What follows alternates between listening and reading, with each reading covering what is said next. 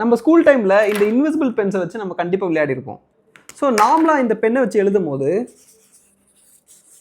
நம்மளுக்கு எதுவுமே தெரியாது, ஓகேங்களா?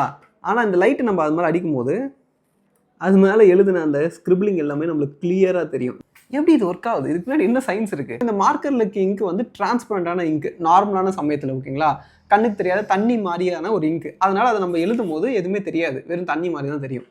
ஆனால் அந்த லிக்விடு வந்து ஒரு ஃப்ளோரசன்ஸ் ப்ராப்பர்ட்டி இருக்குது. அது என்னென்னா, இந்த லைட்டில் இருக்கிற யூவி லைட், இதுலேருந்து யூவி லைட் எமிட் ஆகும். அந்த யூவி லைட் அந்த லிக்விட் மேலே படும் போது அந்த லிக்விட்குள்ளே இருக்க ஆட்டம்ஸ் இருக்கு இல்லையா, அந்த ஆட்டம்ஸில் இருக்க எலக்ட்ரான்ஸ்லாம் வந்து ஹையர் எனர்ஜி ஸ்டேட்டுக்கு மூவ் ஆகி திரும்பி லோயர் எனர்ஜி ஸ்டேட்டுக்கு இறங்கும்.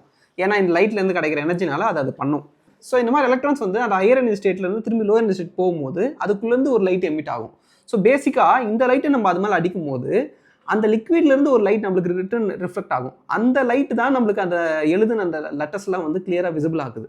ஸோ உங்களுக்கும் இந்த பெண்ணை வாங்கி ட்ரை பண்ணணும்னு ஆசையாக இருந்தால் இங்கே லிங்க் கொடுக்குறேன், பர்ச்சேஸ் பண்ணி பாருங்கள். தேங்க்யூ.